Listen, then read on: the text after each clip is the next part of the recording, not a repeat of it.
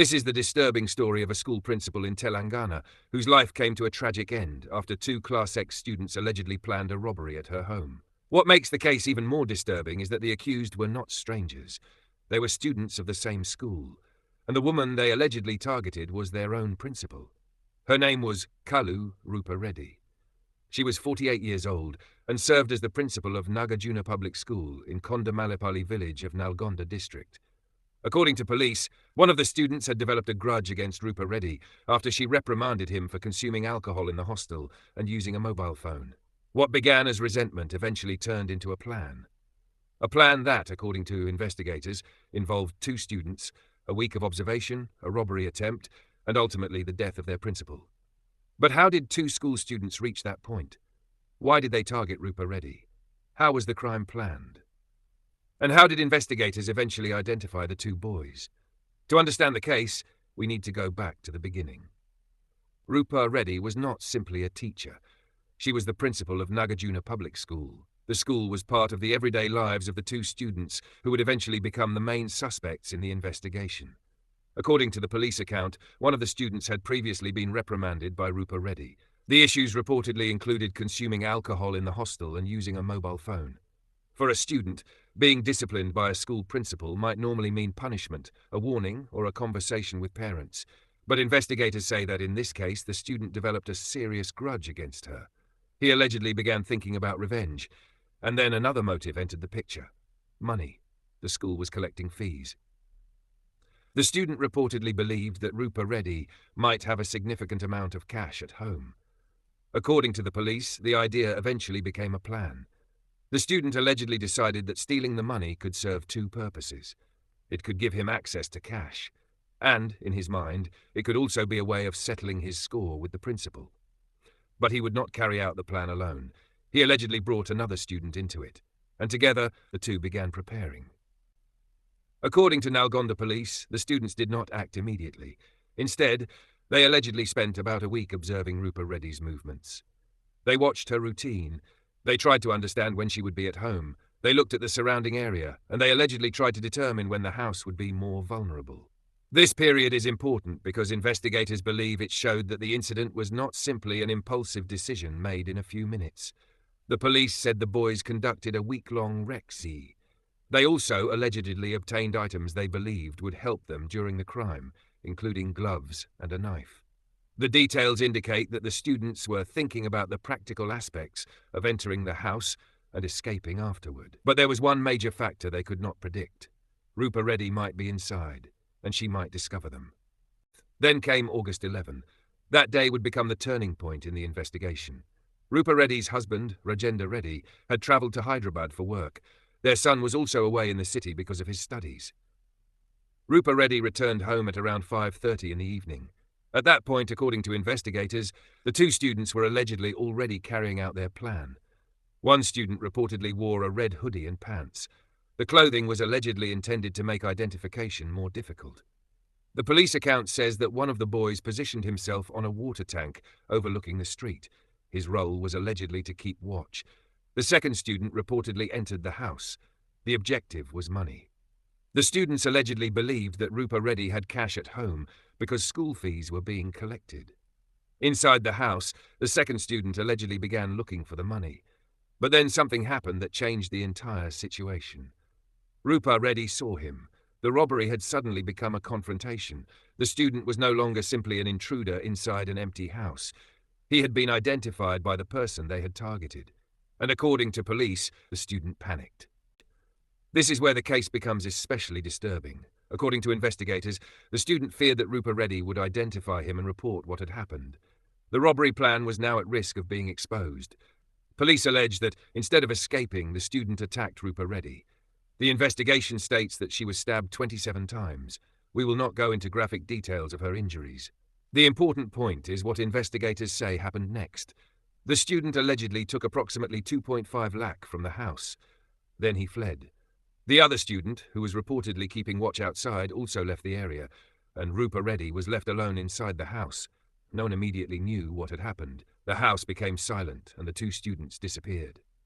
That evening, Rupa Reddy's husband became worried. He tried calling her, but she did not answer. At first, there may have been several possible explanations. Perhaps she was busy. Perhaps she had fallen asleep. Perhaps her phone was somewhere she could not reach. But as the calls continued without a response, the situation became increasingly concerning. Rajendra Reddy contacted tenants living on the upper portion of the house. He asked them to check on Rupa Reddy. They tried, but they also received no response. Something was clearly wrong. At this point, the family and the tenants needed to find a way to see inside the house. A passing sub-inspector was alerted. The officer reportedly looked through different windows of the house, and through a kitchen window, he noticed one of Rupa Reddy's legs. The situation immediately became serious. The group broke into the house, and inside, they discovered Rupa Reddy. She had died. The incident that had begun as an alleged robbery had now become a murder investigation. For investigators, the first question was simple. Who had entered the house, and why? Police began examining everything they could find. The scene contained important clues. Investigators reportedly found blood marks and some currency notes. But perhaps the most important clue came from Rupa Reddy's phone. Before her death, she had made a phone call to her aunt. The conversation did not continue normally. During the call, Rupa Reddy reportedly cried out, "Babu, Babu," and then the call went silent. That brief moment became extremely important. Why? Because, according to police, Rupa Reddy commonly used the word Babu when addressing boys. Investigators began considering the possibility that the person who had entered her house could have been a student. The investigation therefore moved toward the school. Chapter 7. The School Connection. Police began questioning students. They looked at attendance. They examined behavior.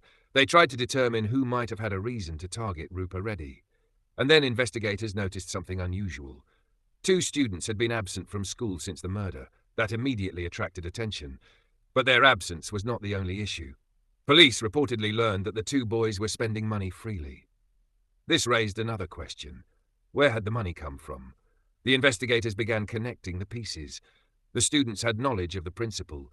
They knew her routine. They were connected to the school. 2 students were absent after the incident, and they were suddenly spending money. The investigators needed stronger evidence, so they continued examining CCTV footage. The investigation eventually expanded across the surrounding area. Police reportedly examined footage from around 70 CCTV cameras. This was a painstaking process. Every camera could potentially provide another piece of the puzzle. Investigators were looking for movement around the time of the crime. They were looking for suspicious behavior. And then they noticed something. A student wearing a red hoodie appeared in the footage. That detail became significant. The red hoodie matched the clothing described in the investigation. Police began tracing the movements shown in the CCTV footage. The footage helped investigators narrow their focus, and eventually suspicion fell on the 2 students. On August 18th, police arrested the 2 minors. By then, investigators had allegedly built a case connecting them to the incident. Police recovered approximately 1.54 lakh in cash. They also recovered 2 smartphones. The recovery of money was another important part of the investigation. According to police, the students were questioned. During questioning, they reportedly confessed to the crime. The 2 boys were subsequently moved to a juvenile home. Because they were minors, their case is being handled through the juvenile justice system rather than the ordinary adult criminal process. And this is an important part of the story. These were school students. They were young. They were not adults with years of criminal experience, yet investigators allege that they planned the crime over several days. That raises one of the biggest questions in the entire case. How does a teenager move from anger and resentment to a decision this serious? According to the police account, there were 2 major motivations. The first was money. The students allegedly believed Rupa Reddy had cash at home because school fees were being collected. The second was resentment. One student had allegedly been reprimanded by the principal for consuming alcohol in the hostel and using a mobile phone. Police say this disciplinary action contributed to the student's grudge. The alleged plan therefore combined revenge and robbery. But there was a major difference between having angry thoughts and actually planning a crime. According to investigators, the boys allegedly crossed that gap. They observed Rupa Reddy for a week. They allegedly prepared gloves. They allegedly obtained a knife. They allegedly planned how one student would keep watch while the other entered the house. This suggests that the crime was not simply a spontaneous reaction. There was preparation. There was planning. And there was an expectation that they could get away with it. But the plan changed completely when Rupa Reddy saw one of them. According to investigators, the critical moment came when Rupa Reddy caught the student inside the house. The student allegedly panicked. He feared that she would identify him. He feared that the robbery would be exposed, and according to the police account, that fear led to the fatal attack. This is one of the most important questions in the case. Was the intention from the beginning to kill, or did the students initially intend only to steal money and then react violently when they were discovered? The police account suggests that the plan was initially focused on robbery and revenge, while the killing occurred after the student was allegedly recognized. But the precise mental state of the accused at every moment is something investigators and the juvenile justice process must establish. That distinction matters, because understanding what happened is different from excusing what happened. The case also attracted attention from psychologists. A Hyderabad-based psychologist named Visesh discussed the incident on social media. He described several concerning behavioral patterns that, in his view, could be relevant to understanding the case. These included instrumental criminal behavior. In simple terms, this means treating crime as a way to achieve a particular goal. The psychologist also referred to consequence blindness. That is when someone fails to properly consider the long-term consequences of an action. Another concept he mentioned was moral disengagement. This refers to the psychological process through which a person can distance themselves from the moral consequences of harmful behavior. His central observation was that the weapon itself was not the fundamental cause. The more important issue was the thinking that allowed the students to believe they could carry out such an act. He also warned parents and schools to pay attention to repeated warning signs. These can include repeated stealing, persistent lying, substance use, repeated aggression, serious violations of rules, cruel behavior, revenge-focused thinking, and a lack of remorse. But there is another important point. A child showing one behavioral problem does not automatically mean that the child will become violent. The purpose of identifying warning signs should be early intervention, not labeling children as criminals. The psychologist argued that schools should communicate with parents when serious behavioral problems appear. But he also emphasized something important. Children should not simply be branded as bad kids. Because once a child is permanently labeled as bad, the opportunity to correct the behavior can become smaller. Instead, the recommendation was for constructive and scientific intervention.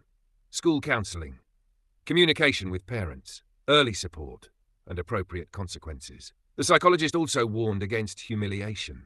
According to his view, humiliation can sometimes intensify resentment in vulnerable young people. That does not mean discipline should disappear. It means discipline should be accompanied by guidance and intervention.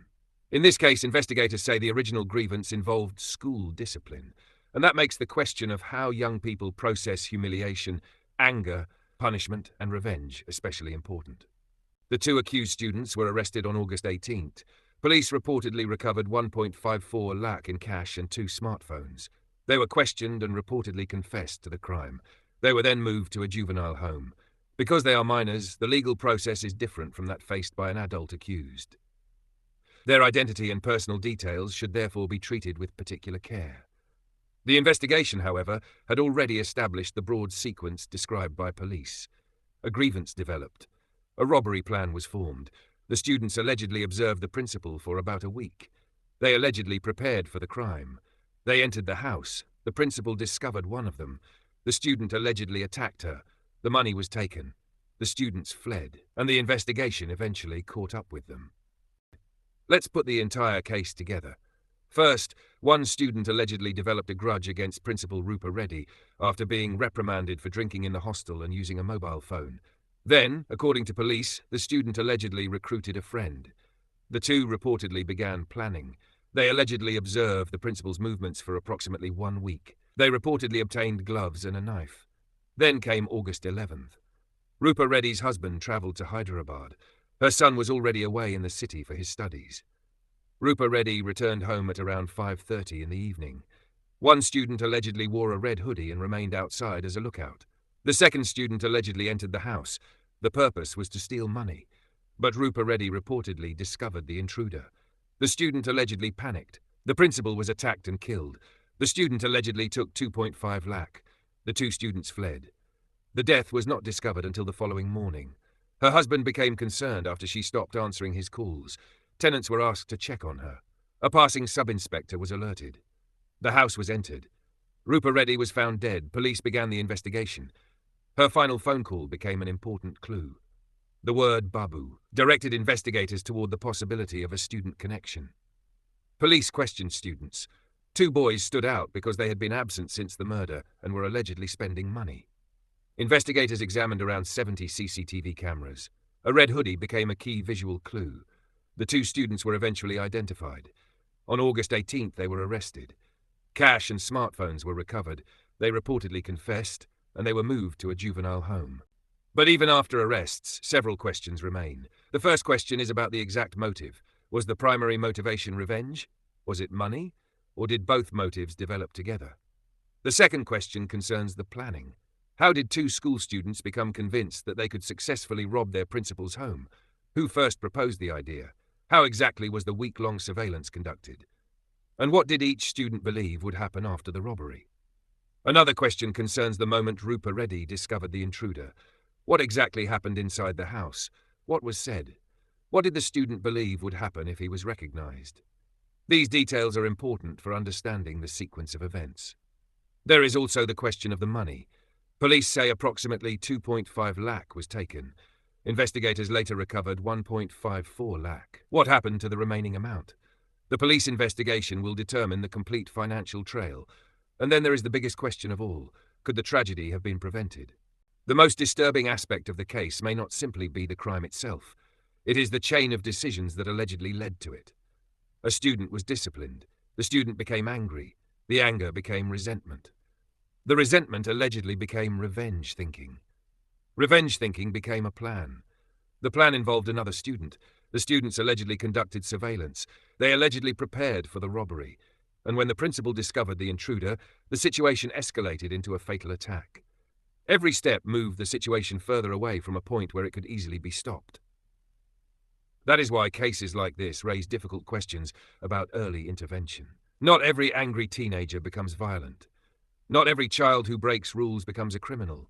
And not every troubled student is destined to commit a serious offense. But when repeated behavioral problems are combined with revenge thinking, aggression, substance use, serious rule violations, or a lack of remorse, adults around the child need to take those signs seriously. The goal is not simply punishment. The goal is prevention. Rupa Reddy went to her home on August 11th. She likely expected an ordinary evening. Her husband was away in Hyderabad. Her son was away studying. But according to investigators, 2 students from the school where she worked were already connected to a plan targeting her home. By the end of that evening, her life had been taken. The investigation that followed would uncover a trail of clues. A final phone call, a single word, missing students, unexplained spending, CCTV footage, a red hoodie, cash, smartphones, and eventually 2 arrests. The case shocked people because of the ages of the accused and because of their connection to the victim. They were not strangers who happened to target an unknown house. They were students of her school, and she was their principal. Conclusion. The Nalgonda case leaves behind a painful lesson. Anger can begin with something small. But anger that is allowed to grow into revenge can become dangerous. And when money, resentment, peer influence, poor judgment, and a failure to understand consequences come together, the result can be devastating. For Rupa Reddy's family, there is no way to reverse what happened. For the 2 students, the consequences of the alleged decisions they made will now shape the rest of their lives. And for parents, teachers, and schools, the case raises an uncomfortable question. When a young person begins showing serious behavioral problems, do the adults around them recognize the warning signs early enough? Because prevention does not begin when the police arrive. It begins much earlier. It begins with noticing. It begins with listening. It begins with intervention. And sometimes it begins with taking a child's anger seriously before that anger becomes something far more dangerous. This was the tragic story of Rupa Reddy and the Nalgonda principal murder investigation. A case that began with a grudge and an alleged plan to steal money. A case that ended with the death of a principal. And a case that now leaves behind not only a criminal investigation, but a much deeper question about how young people develop violent and destructive ideas, and what can be done before those ideas turn into irreversible actions. Thank you for watching. If you found this documentary informative, don't forget to like the video, share it, and subscribe for more carefully researched true crime and mystery stories. And remember, sometimes the most important part of a crime story is not only understanding what happened, it is understanding why it happened, how it happened, and whether it could have been prevented.